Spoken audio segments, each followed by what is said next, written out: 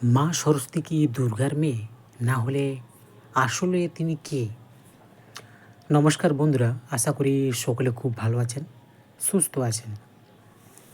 আজ আমরা এই ভিডিওর মাধ্যমে মা সরস্বতী আসলে কে তার উত্তর জানাবো। আমরা সকলেই মনে করি যে লক্ষ্মী সরস্বতী দুর্গার মেয়ে। এই ভাবনা কারণ হলো কার্তিক, গণেশ, লক্ষ্মী, সরস্বতী সহ মা দুর্গার পূজা করা হয় এবং এটি শুরু হয় ভারতের কলকাতায় ১৬১০ সালে। দুর্গার সাথে একই কাঠামোর কার্তিক, গণেশ, লক্ষ্মী, সরস্বতীকে দেখে খুব সহজেই একটি পরিবারের চিন্তা মাথায় এসে যায়। এই ভাবনা থেকে আমরা মনে করে আসছি যে লক্ষ্মী সরস্বতী দুর্গার মেয়ে, এবং সঠিক তথ্য না জেনে সেই ভুল বিশ্বাসকে আমরা শত শত বছর ধরে সঞ্চালিত করে এসেছি। আমাদের ছেলে মেয়েদের মধ্যে কিন্তু আসলে ব্যাপারটা তা নয়। তারা তিনজনেই একই পদমর্যাদার দেবী, কারণ সরস্বতী, লক্ষ্মী ও দুর্গা যথাক্রমে ব্রহ্মা, বিষ্ণু ও মহেশ্বরে নারী দেবী, অর্থাৎ নারী শক্তি। ব্রহ্মা, বিষ্ণু, মহেশ্বর আলাদা আলাদা কোনো সত্তা নয়। ব্রহ্ম যখন সৃষ্টি কাজ করেন তখন তিনি ব্রহ্মা, যখন তিনি পালনে কাজ করেন তখন তিনি বিষ্ণু, আর যখন তিনি ধ্বংসের কাজ করেন তখন তিনিই মহেশ্বর। একটি উদাহরণ দিলেই এই ব্যাপারটি বোঝা আরও সহজ হবে। ধরে নিন, প্রধানমন্ত্রী বা মুখ্যমন্ত্রীর হাতে 3টি মন্ত্রণালয় আছে। তিনি প্রধানমন্ত্রীর দায়িত্বের পাশাপাশি ওই মন্ত্রণালয়গুলিও দেখাশোনা করেন। এই অবস্থায় তিনি যে মন্ত্রণালয়ে হয়ে ফাইলে সই করেন বা করবেন, তখন কিন্তু তিনি সেই মন্ত্রণালয়ের মন্ত্রী, কিন্তু বাস্তবে তিনি প্রধানমন্ত্রী। ব্রহ্মা, বিষ্ণু, মহেশ্বর এবং ব্রহ্মের ব্যাপারটাও ঠিক সেই রকম। তাই যদি না হয়, তাহলে বিষ্ণুর পূর্ণ অবতার শ্রীকৃষ্ণ পালনের পাশাপাশি যুদ্ধ ও হত্যার মাধ্যমে পাপী ও দুষ্টদের বিনাশ করেছেন কেন? ব্রহ্মা, বিষ্ণু, মহেশ্বরকে যদি আলাদা আলাদা সত্তা হিসেবে বিবেচনা করা হয়, তাহলে বিষ্ণুর অবতার কৃষ্ণের কাজ ছিল শুধু পালন করা। তার তো কুরুক্ষেত্রের যুদ্ধে বাঁধানো কোনো প্রয়োজন ছিল না। প্রয়োজন ছিল না শিশুকালে রাক্ষসী ও অসুরদের, পরে কংস ও শিশুপালকে হত্যা করার এবং ভীমের মাধ্যমে জরাসন্ধ ও দুর্যোধনকে হত্যা করানো। আসলে কৃষ্ণ মানেই বিষ্ণু, আর বিষ্ণু মানেই পরমব্রহ্ম।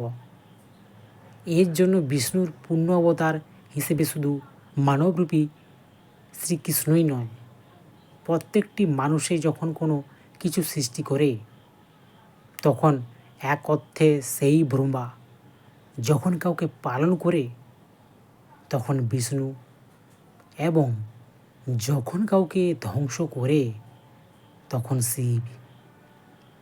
এইভাবে এবং এইসব রূপেই প্রত্যেকটি মানুষের মধ্যে পরমব্রহ্ম বাস করে। এই জন্য ছান্দোগ্য উপনিষদ 3:14-1 ও বেদান্ত দর্শনে বলা হয়েছে সবং খলিবিদং ব্রহ্ম, অর্থাৎ সকলের মধ্যেই ব্রহ্ম বিদ্যমান, বা প্রচলিত কথায় যত জীব তত শিব। আগে উল্লেখ করেছি, ব্রহ্মা যখন কোনো কিছু সৃষ্টি করে তখন তার নাম ব্রহ্মা। আর যে কোনো কিছু সৃষ্টি করতে লাগে জ্ঞান, এবং প্রাকৃতিক নিয়ম হলো নারী ও পুরুষের মিলন ছাড়া কোনো কিছু সৃষ্টি হয় না। সৃষ্টি বলতে সাধারণ অর্থে এখানে মানুষকে বোঝানো হয়েছে। তো প্রাকৃতিক এই নিয়মকে স্বীকৃতি দেওয়ার জন্যেই ব্রহ্মা নারী শক্তি হলো সরস্বতী, যাকে আমরা স্থূল অর্থে ব্রহ্মার স্ত্রী বলে কল্পনা করে নিয়েছি। কিন্তু প্রকৃতপক্ষে ব্রহ্মার স্ত্রী বলে কিছু নেই। এমনকি ব্রহ্মা বলেও আলাদা কোনো সত্তা নেই।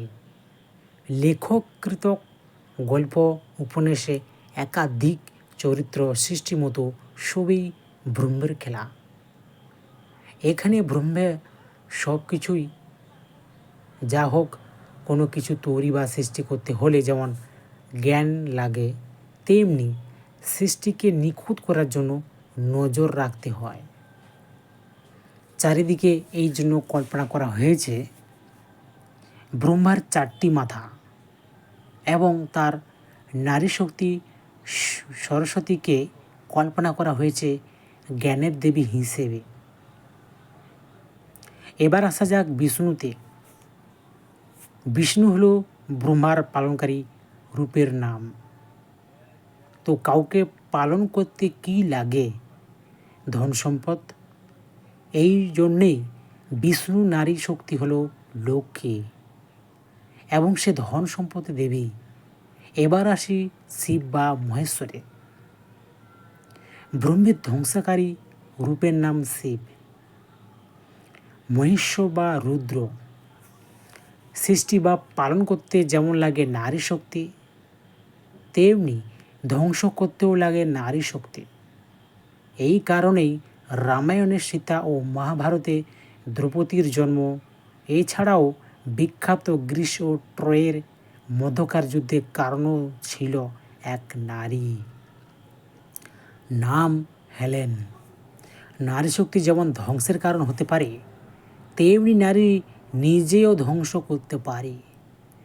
প্রাকৃতিক এই নিয়মকে স্বীকৃতি দিতেই ব্রহ্মের ধ্বংসকারী রূপ মহেশ্বর বা শিবের নারী শক্তি হল দুর্গা,